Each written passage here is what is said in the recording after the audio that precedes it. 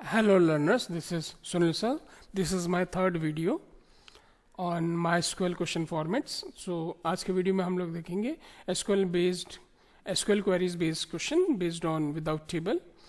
So यहाँ पे हमारे पास जो भी simple English statement होता है, you need to convert it into SQL format. So simple English को आपको SQL फॉर्मेट में कन्वर्ट करना है. इसका कुछ रूल है, वो देख लेते हैं. Find out function name and data. आपको फंक्शन नेम और डेटा दोनों फाइंड आउट करना पड़ेगा. फंक्शन नेम इसलिए ताकि वो जो आपको आंसर चाहिए वो निकल आए, और डेटा इसलिए जिसके थ्रू आपको आंसर चाहिए.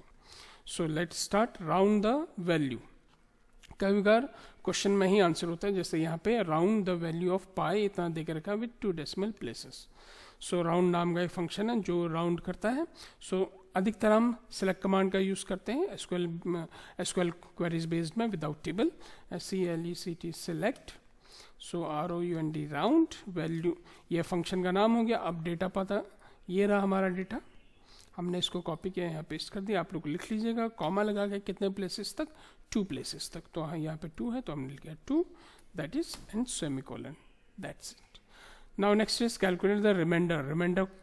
रिमाइंडर कौन कैलकुलेट करके देता है? रिमाइंडर आपका कैलकुलेट करके देता है मोड फंक्शन. कौन सा function? Mode function. So CLE select, command का नाम, मोड इज फंक्शन नेम, और इसके अंदर का data that is 125 divided by 8. तो हमने लिखा 125, डिवाइड का साइन नहीं लगाएंगे, कॉमा लगा के 8, क्योंकि कोई भी स्पेशल कैरेक्टर हम पास, कोई भी हम प्लस माइनस ये सब फंक्शन के अंदर पास नहीं कराते हैं.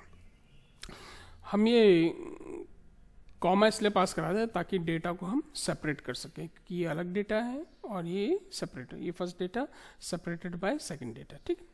Now next is display the number of character. तो नंबर ऑफ कैरेक्टर कौन निकाल के देता है? Length function. तो हमने लिखा सिलेक्ट लेंथ, LENGTH लेंथ. अब हमको चाहिए data, data is new Delhi, क्योंकि दोनों चीज हमको फाइंड आउट करना है, फंक्शन का नाम भी और डेटा भी. That's it.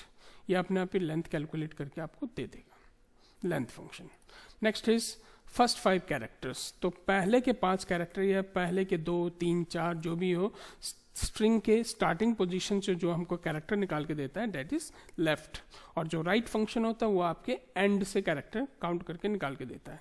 सो यहाँ पे हमको चलाना है left, LECT select, LEFT left, और फिर हमको डेटा चाहिए. डेटा ये रहा, वर्ड प्रैक्टिसेस, ये आ गया हमारा, और फिर number of characters that is 5, semicolon. हो गया आपका answer. Next is table based आ गया. Display details from email column attribute in the student table. Table का नाम भी after removing and leading spaces. तो रिमूव कौन करता है? Leading and trailing spaces, that is trim function. कौन सा फंक्शन? Trim function. सो हम चलाएंगे ट्रिम फंक्शन, SELECT. ये आपका आंसर. सिलेक्ट ट्रिम के अंदर डेटा, क्योंकि डेटा नहीं दिया है, और वैसे भी जब टेबल बेस्ड क्वेश्चन होता है डायरेक्ट डेटा पास नहीं कराते, हम as a column name reference pass कराते हैं. तो यहाँ कॉलम का नाम है ईमेल, तो हमने यहाँ पे लिख दिया ईमेल. अच्छा, यहाँ पे जो भी हम कॉलम का नाम पास कराएंगे वो किसी भी कोट में नहीं होगा, ना डबल कोट ना सिंगल कोट. ओके. डेटा होता, डायरेक्ट डेटा होता तो हम सिंगल कोट या डबल कोट में पास कराते, जैसे ही है. ठीक है.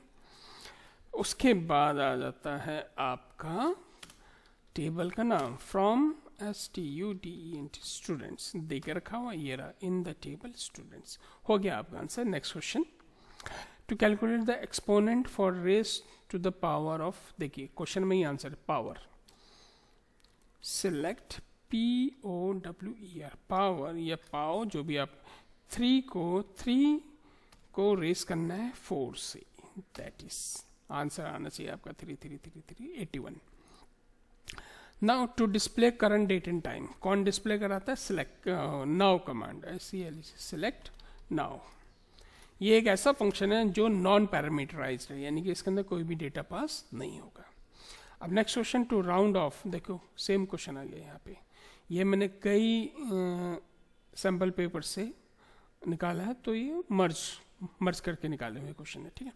तो round function, SELECT select ROUND round, data is given, minus में है कोई बात नहीं, डेटा डेटा होता है, प्लस में हो चाहे माइनस में हो, ये करके कॉमा लगा के कितने प्लेसेस तक, 2 डेसिमल तक, तो 2 यहाँ पे लिख देना है, दैट्स इट, हो गया।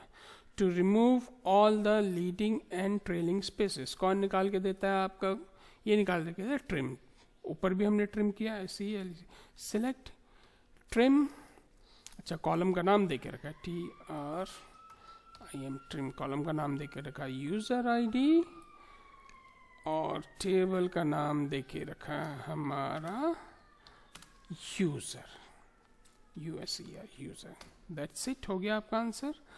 Now next question, to display the length, वही लेंथ देखो क्वेश्चन में ही आंसर है, तो SELE select LENGTH length, GTH length, and the data is FIFA world cup, ये हमको निकाल के यहाँ पे इसके अंदर पास करा देना है, और ये आपका आंसर फिनिश, ठीक है। तो नेक्स्ट वीडियो में देखेंगे SQL queries based on with table. Till then, bye students.